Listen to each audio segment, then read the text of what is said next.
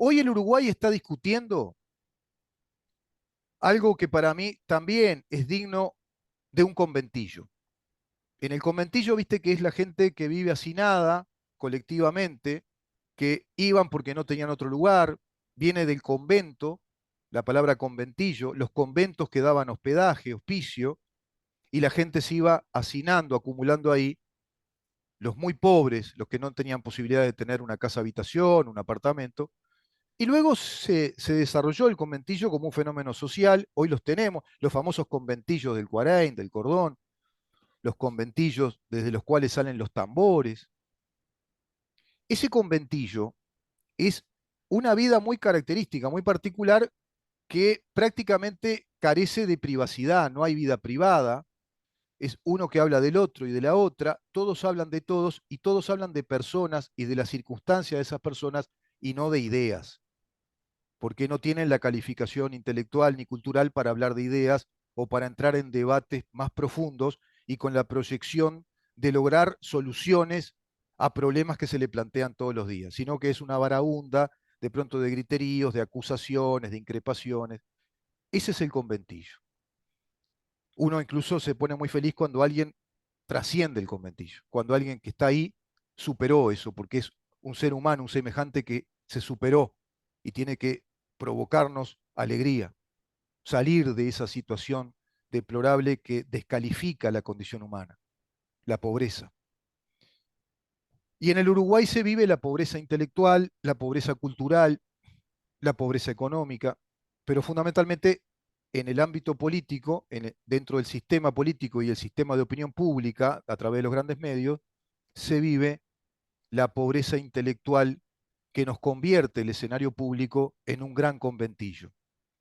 Por ejemplo, con este tema de la recolección de firmas que hace las huestes comunistas del PIT-CNT, PIT-CNT-FA, por más que un sector moderado diga que no está de acuerdo, que en definitiva lo va a estar, se va a tener que alinear, con el tema inconstitucional aberrante de introducir en la Constitución una norma que prohíba los ahorros y la capitalización de ahorros del sistema individual de capitalización que este gobierno con esta reforma mejoró respecto al régimen anterior, que era más acotado, en este es prácticamente mixto, pueden optar todos los aportantes y pueden aportar la mitad hacia el ahorro y la capitalización del 15% que le corresponde al asalariado, con determinados después cotos de cuantías de 5.000 pesos y hacia arriba pueden seguir aportando mitad y mitad del 15% que deben hacer de aportación al BPS y ese 50% de ese ahorro se va a capitalizar, se va a rentabilizar.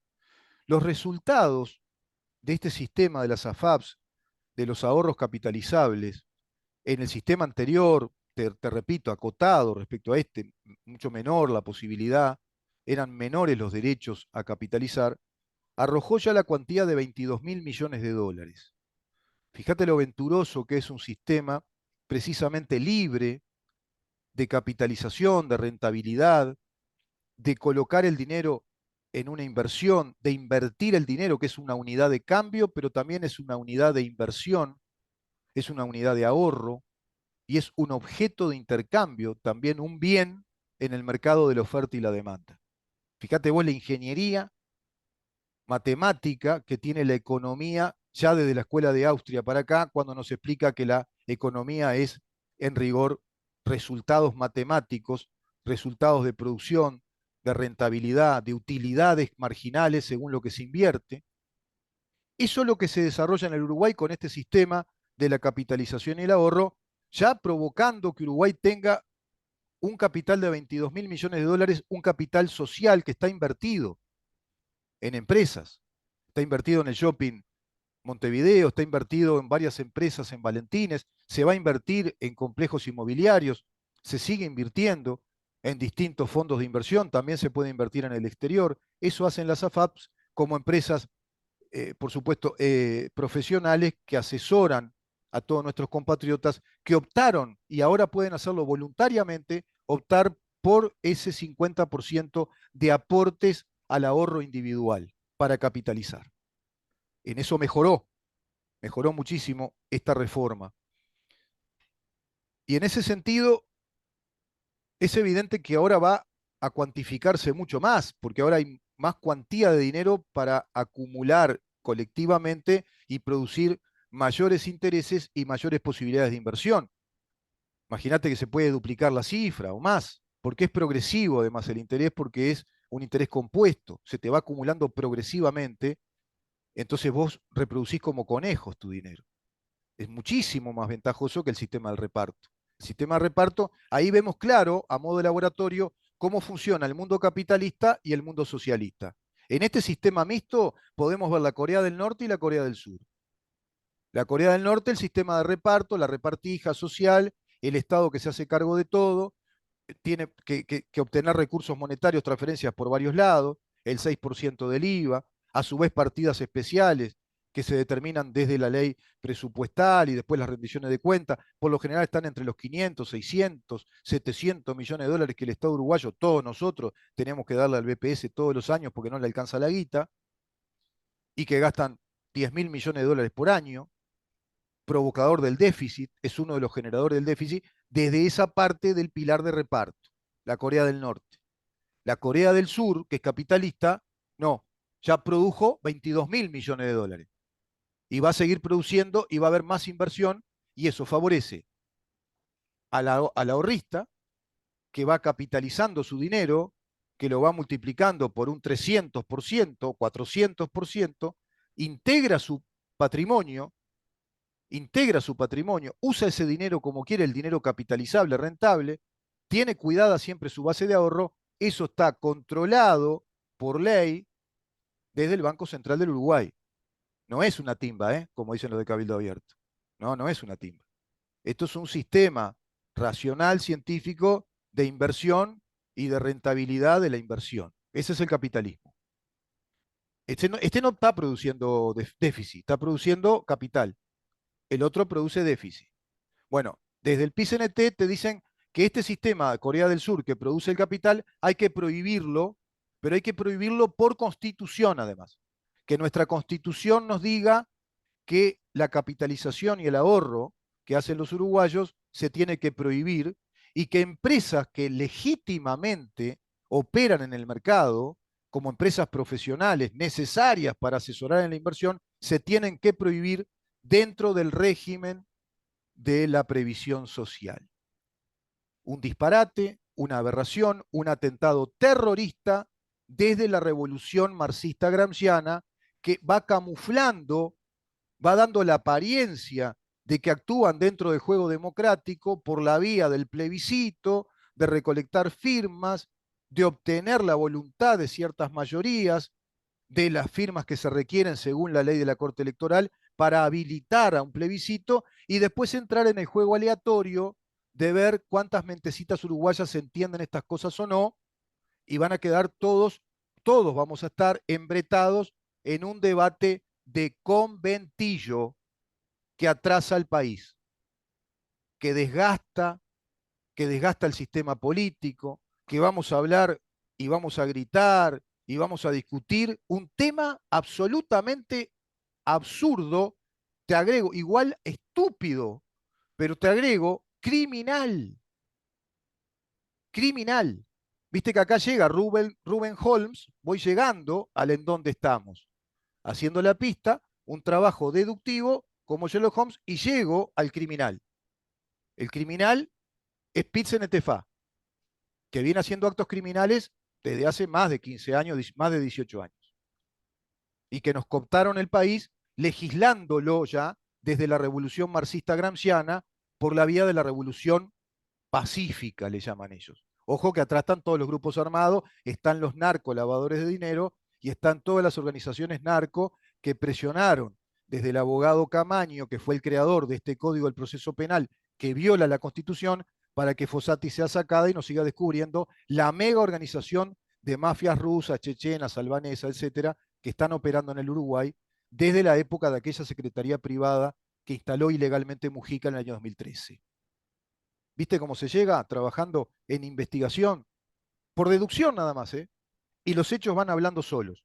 Entonces quieren perpetrar ese delito y convertir nuestra constitución, hago acá una analogía, imagínate que la constitución fuera una persona, en un ser esquizofrénico que tiene una personalidad y al rato tiene otra que es antagónica respecto a la otra personalidad, y de pronto le aparece otra personalidad también, y ya vos no podés confiar en esa persona porque no sabés con qué te va a salir, porque como te digo una cosa, te digo la otra, ¿viste?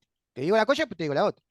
Entonces, así van a ser la Constitución. La Constitución te dice, artículo 32, el derecho de propiedad es un derecho inviolable y está consagrando al artículo 7 porque el derecho de propiedad está dentro de los 6 derechos fundamentales que fundamentan el Estado de Derecho uruguayo.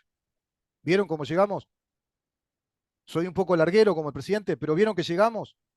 El, el, el, el derecho de propiedad es un derecho inalienable, intransferible, irrenunciable, reconocido como un derecho fundamental por nuestra Constitución. Es un principio constitucional consagrado en el artículo 7, confirmado en el artículo 32, que dice que el derecho de propiedad es un derecho inviolable, excepto, pero puede ser limitado por ley que establezca la necesidad pública. Esa ley debe específicamente tasar cuál es la necesidad pública para limitar ese derecho que es inviolable universalmente y por ende deberá indemnizar a ese propietario si acaso el Estado se ve en la obligación por necesidad pública explicada legalmente de expropiar y entonces deberá pagarle toda la guita de lo que ese bien vale, más los gastos del juicio, más las demoras del juicio, por lo tanto no está violando la propiedad privada, está indemnizando el perjuicio que le provoca diciéndole, señor, señora,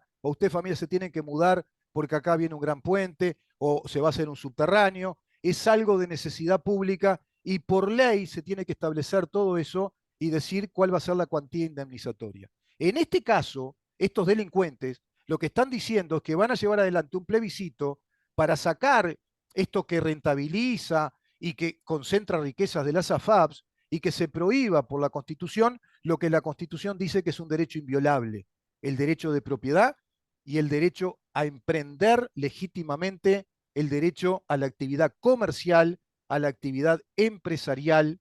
Esto está en el artículo 36. Artículo 36 es legítimo y también por ley se puede limitar si la ley específicamente lo dice. Volvemos al mismo tema. La Constitución con total claridad te dice lo que es materia constitucional, sus principios inamovibles, inalterables, de derechos fundamentales que son inviolables y lo que es materia reservada a la ley que a modo de excepción por la vía legal se puede específicamente limitar este derecho indemnizándolo.